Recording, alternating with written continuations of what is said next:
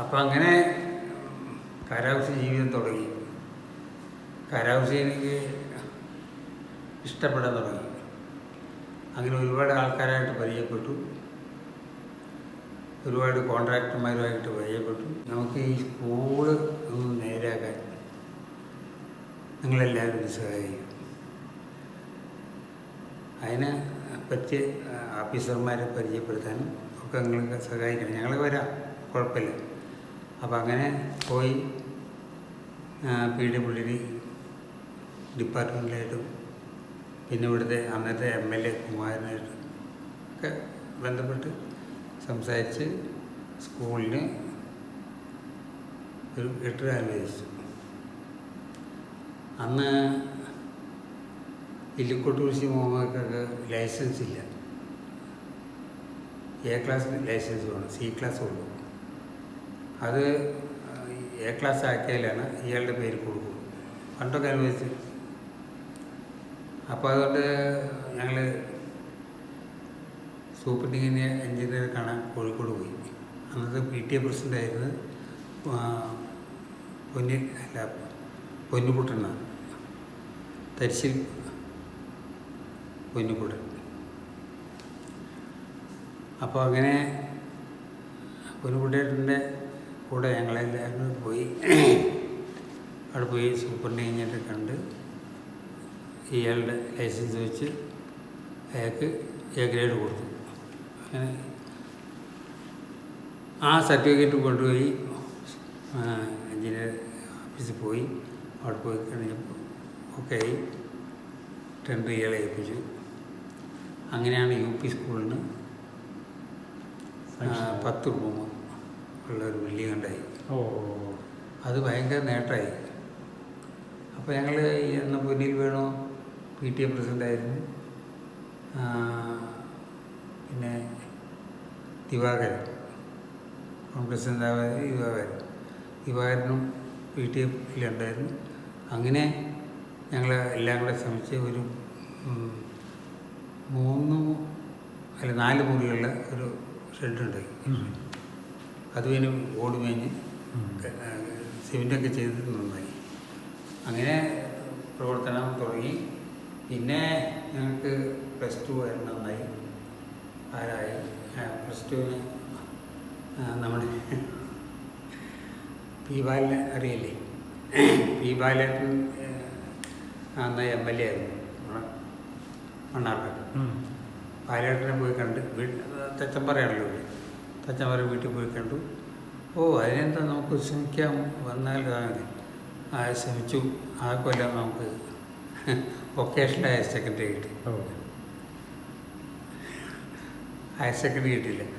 മാഷെ ഒരു കാര്യം ചെയ്യും, ഈ കൊല്ലം എങ്ങനെയാണ് പറ്റിയത്? അങ്ങനെ ആവശ്യക്കാരും പിന്നെ സൗകര്യങ്ങളുമുള്ള സ്കൂൾ നോക്കി അങ്ങനെ കുറേ പേർക്ക് കൊടുക്കേണ്ടി വന്നു.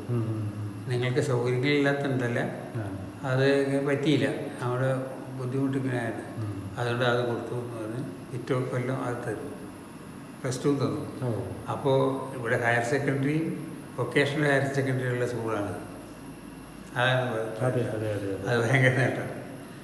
പിന്നെ 1-ാം ക്ലാസ് മുതൽ ഹയർ സെക്കൻഡറി വരെയുള്ള സ്കൂളാണ് കാരാകുറിശ്ശി സ്കൂൾ.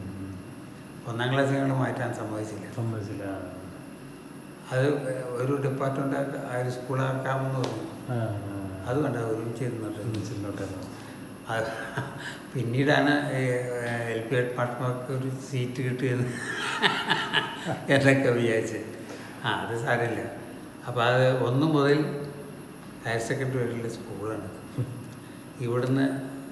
ഇവിടുന്ന് വരുത്താവുന്ന പരിഷ്കാരങ്ങളെ പറ്റി ജില്ലാ കലോത്സവം വരെ നമ്മൾ നടത്തിയിട്ടുണ്ട് ഇവിടെ. അത് ശരിയാണ്. അത് ഏത് വർഷമായിരുന്നു? അത് ഏത് വർഷമാണെന്ന് നോക്കണില്ല. ഇവിടെ നടത്തിയ കൊല്ലമാണ് നമ്മൾ സംസ്ഥാന, ഈ പാലക്കാട് ജില്ലയ്ക്ക് സംസ്ഥാന അവാർഡ് കിട്ടി. ഏത് ഒന്നാം ഫസ്റ്റ് സ്റ്റേറ്റിൽ ആദ്യത്തെ ഇത് കിട്ടുന്നത് നമുക്ക് സ്വർണ്ണ മെഡൽ, സ്വർണ്ണ കപ്പ്. ആ വർഷം ഇവിടെ നടത്തി. അത് നടത്തിയിട്ട് ഇവിടെ കാരാകുറിശ്ശി വന്ന് അന്ന് ഇവിടെ മലപ്പുറത്ത് താലയാണ്.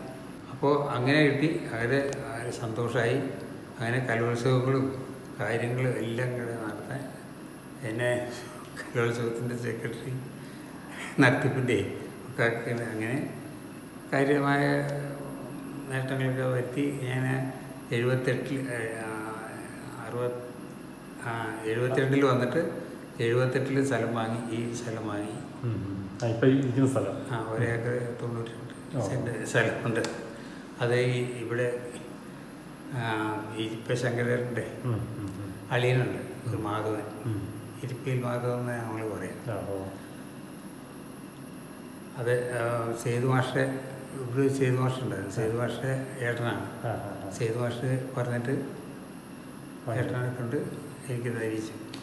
അങ്ങനെ ഇത് വാങ്ങി 79 വീട് വെച്ചു.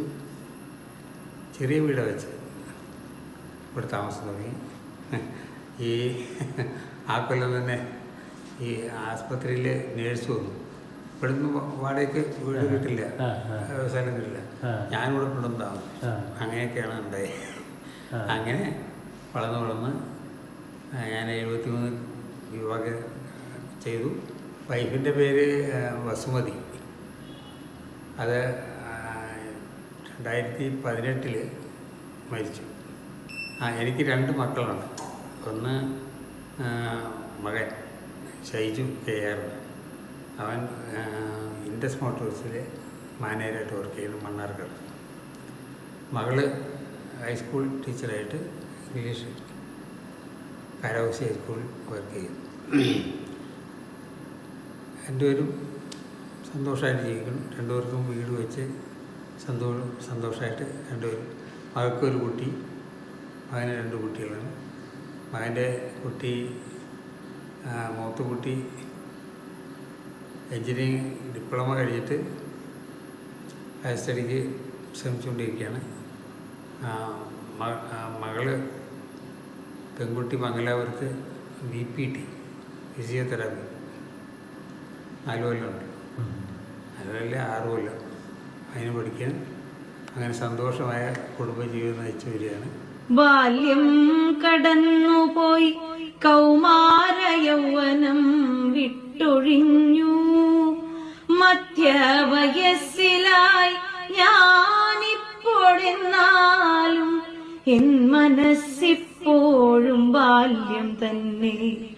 അന്നത്തെ നാളുകൾ ഞാനെന്നും എപ്പോഴും ഓർക്കാൻ ശ്രമിക്കുന്നു. വീണ്ടും വീണ്ടും കന്നും കിടാങ്ങളും കാലി പൂട്ടുന്നോരും